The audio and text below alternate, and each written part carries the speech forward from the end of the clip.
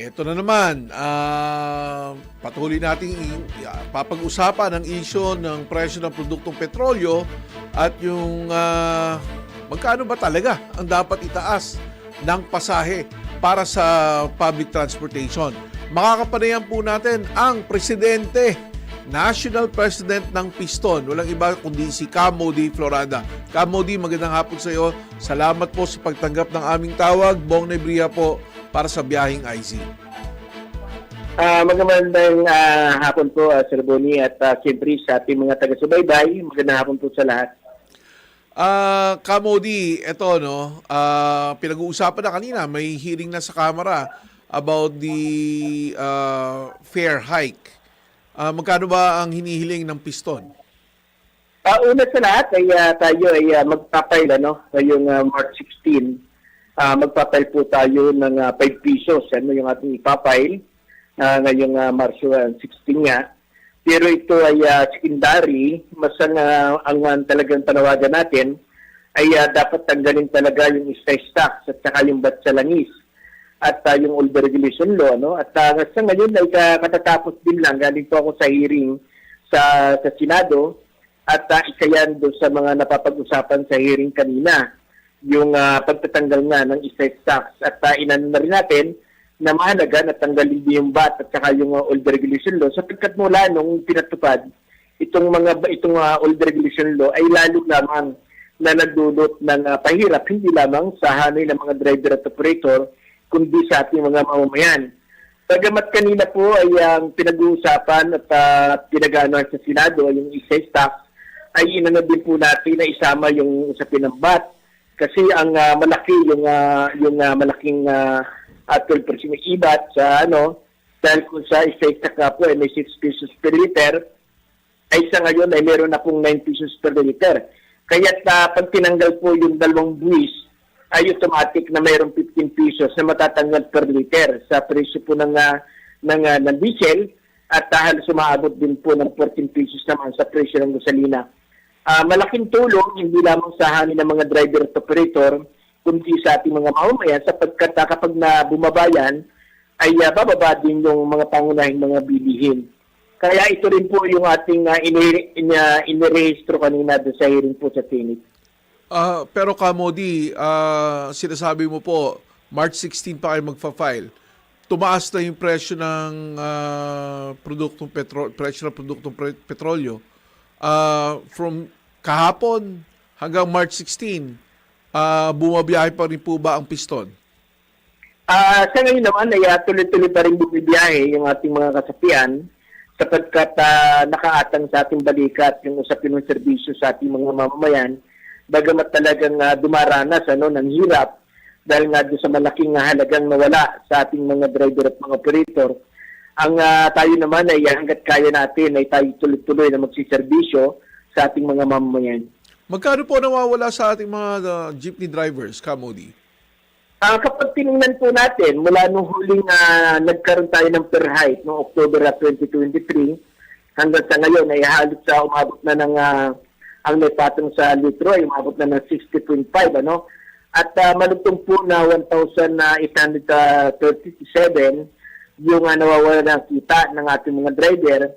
At kapag inano po natin sa loob ng 25 days na napamamasada at nagkukonsume kami ng 30 liters, ay halos mula po noong October ng 2023 hanggang sa ngayon, ay malutong po na 42,000 yung direktang nawalang kita. At kapag tingnan naman natin, yung itong mula ng January lamang ng 2026, na halos sa pang-10 na pagtaas ng presyo ng petrolyo, ay direkta po na nawawalang kita sa atin, ay halos umaabot po ng 390 kada araw po yan. Kaya pag tingnan po natin, sa loob pa lamang ng 25 days ng taon ng kasalukuyan itong taon, ay halos nasa 5,000 na higit na po yung nawawalang kita ng ating mga driver at mga operator. Kamodi, ito bang pagtaas ng fuel prices, tumataas din yung presyo ng mga spare parts ng mga sakyan? Na lalong-lalo sa mga... Domino effect po yan na kapag tumaas po yung presyo ng petrolyo, tumataas din yung pyesa.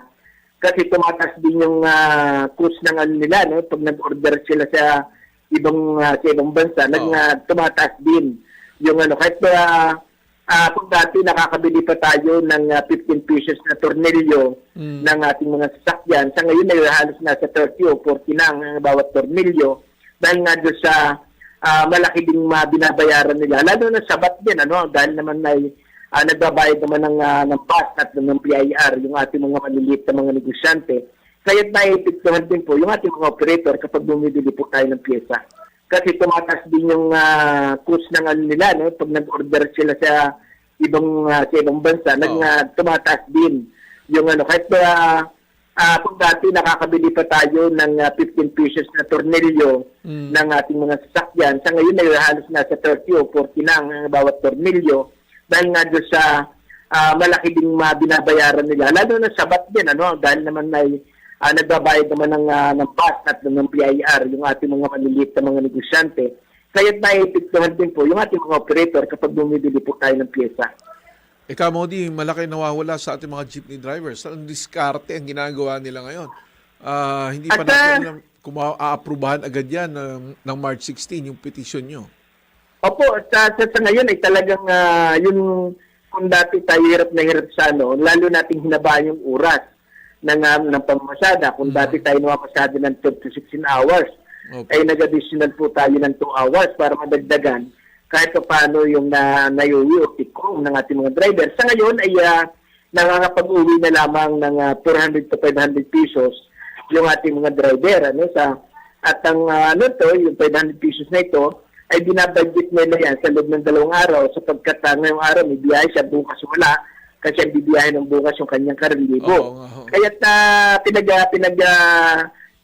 pinag-anuhan talaga nila yung 500 kung paano pagkakasya sa loob ng 2 araw yung maliit nilang kita.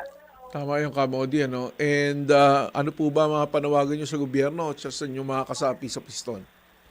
Sa atin ay ang immediate na panawagan natin ay kung humihingi ng emergency power si Pangulong Bongbong Marcos sa Kongreso at Senado, ang sa atin, ang posisyon natin kanina sa hearing ng Senate, ay hindi na kailangan humingi ng emergency power sapagkat may mandato ang presidente na pwede niya maglabas ng isang executive order para isuspindi immediate yung mataas na buwis sa produktong petrolyo. Sa panahon na ganito yung kalagayan natin sa ating bansa. Hanggang pinag-aaralan nila, nare-revisahin daw nila yung excise tax, yung VAT, yung oil regulation law. Pero sa immediate, ang kailangan natin, immediate na solusyon ng pamahalaan kung paano maibsan yung patuloy na kagutuman at kahirapan ng ating mga mamayang Pilipino. Ayun, maraming salamat Modi sa pagtanggap ng aming tawag. Sana makapanayam ka namin ulit pag naaprubahan po yung petition nyo na ihahain sa March 16. Maraming salamat po Modi. Opo, maraming salamat po sa inyo at palagi po kayong mag-ingat. Yan po ang National President ng Piston, si Modi Floranda.